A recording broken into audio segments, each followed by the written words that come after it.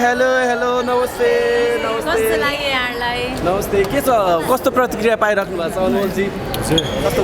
प्रतिक्रिया पाइराख्नु भएको छ एकदमै राम्रो प्रतिक्रिया पाइरहेको छ अलिकति अगाडि आइदिनुहोस्। आज त भनौँ न यो त भर्खर फर्स्ट सो भयो फर्स्ट डेको फर्स्ट सो भयो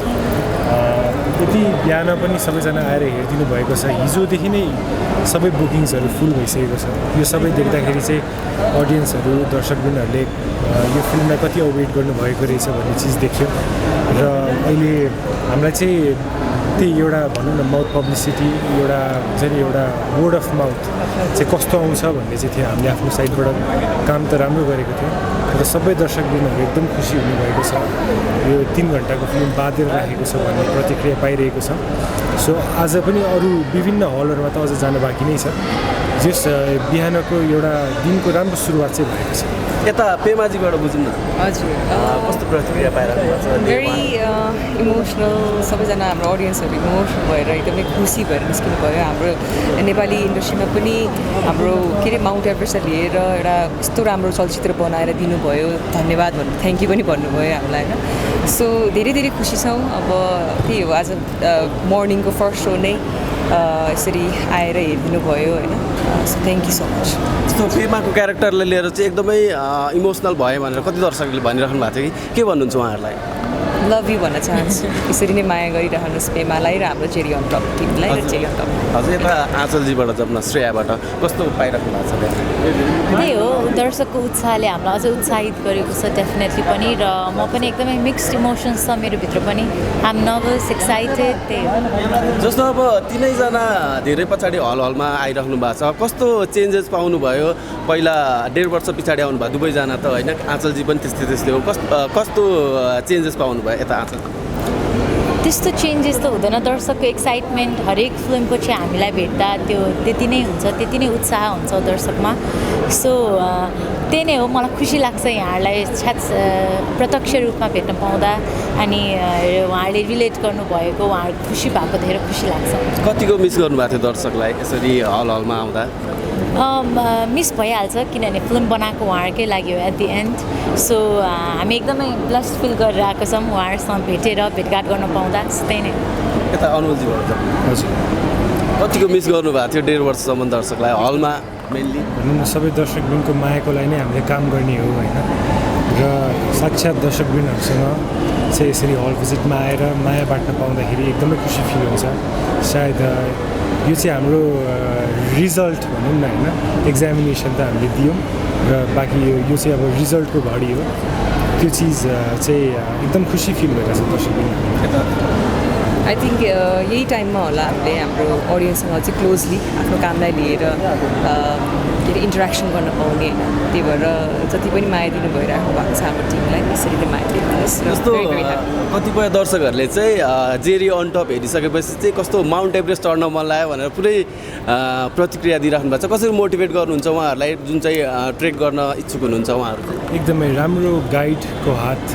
भनौँ न उहाँको सपोर्टमा चाहिँ यो सबै चिज स्टार्ट गर्नु होला राम्रो गाइडहरू हाम्रो शेर्पा दाईहरू जसले चाहिँ एक्सपिरियन्स क्लाइम्बर्सहरू जसले चाहिँ चढिसक्नु भएको छ उहाँहरूको निगरानीमा गर्नु होला किन भन्दाखेरि एकदमै एउटा टफ काम हो एभरेस्ट चढ्नु भनेको हेल्थदेखि लिएर लाइफको रिस्क हुनसक्छ सो एकदमै भनौँ न हामी सक्दो त विदेशतिर किन घुम्न जानु आफ्नो देश यति राम्रो छ सुन्दर छ हाम्रो देशमै कति राम्रो राम्रो ठाउँहरू छ एकदमै त्यसमा चाहिँ खुसी लागिरहेको छ यो फिल्मले एटलिस्ट एउटा टुरिज्मको वेबाट पनि राम्रो राम्रो ठाउँहरू हामीले देखाउने प्रयास गरेका छौँ र आशा छ तपाईँहरू सबै त्यो ठाउँहरू पनि जानुहुनेछ यता पेमाजीको केही छ सजेसन अफकोर्स अब उहाँले भने जस्तो एउटा राम्रो गाइड होइन डेफिनेटली चाहिन्छ माउन्ट एभरेस्ट भनेको हाम्रो चलचित्रमा भनेपछि इट्स नट अ जोक होइन एउटा लाइफ रिस्क हुने उस पनि हुन्छ त्यही भएर more than that I think of course हाम्रो नेपालको गौरव हो वर्ल्डकै गौरव भनौँ न होइन तर हाम्रो मेनली हाम्रो नेपालको गौरव हो Mount Everest so of course if you want to climb Mount Everest please go ahead but with all the प्रिकसन्सहरू अगाडि बढ्नु हजुरको केही छ सजेसन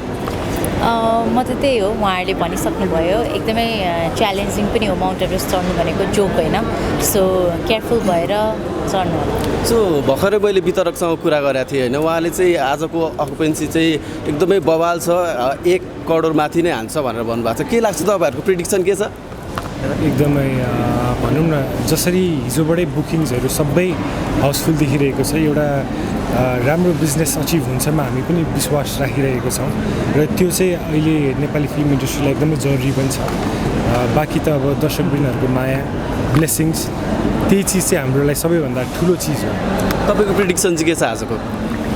म त अहिले के पनि प्रेडिक्ट गर्दिनँ होइन दर्शकवृन्दहरूको माया नै दिनु होला बाँकी सबै चिजहरू तपाईँहरूको सामु बिजनेसको र नम्बर्सहरू भन्ने चिज त अफिसियली आउँछ नै होला सो हामी अरू अरू हलमा पनि जान्छौँ होइन नहेर्ने दर्शकलाई के भन्नुहुन्छ कसरी इन्भाइट गर्नुहुन्छ फिल्म हेर्नलाई यहाँहरू सबैजना हामीलाई माया दिन चेरी अन टप हेर्न आइदिनुहोस् भन्न चाहन्छु हामी कलाकारहरूले एकदमै मेहनत गरेर काम गर्ने कोसिस गरेको छौँ सो एकचोटि हेरिदिनुहोस् अनि राम्रो लागे आफ्नो साथीभाइलाई पनि भनिदिनुहोस् नराम्रो लागे पनि एकैछिन एक दुई दिन केही नभनिदिनुहोस् एकदमै हामी सबैजनाले भनौँ न यो चाहिँ हाम्रो अब महान चाडपर्व एउटा तिहार एउटा दीपावली जस्तो समयमा चाहिँ सबै घरहरूमा उज्यालो हाम्रो देशमा उज्यालो सँगसँगै हाम्रो सिनेमालाई पनि उज्यालो छरिदिनु होला do keep loving Nepali movies and I hope to see you all in cinemas cherry on top एउटा फ्यामिली ड्रामा एउटा ट्राइङ्गुलर लभ स्टोरी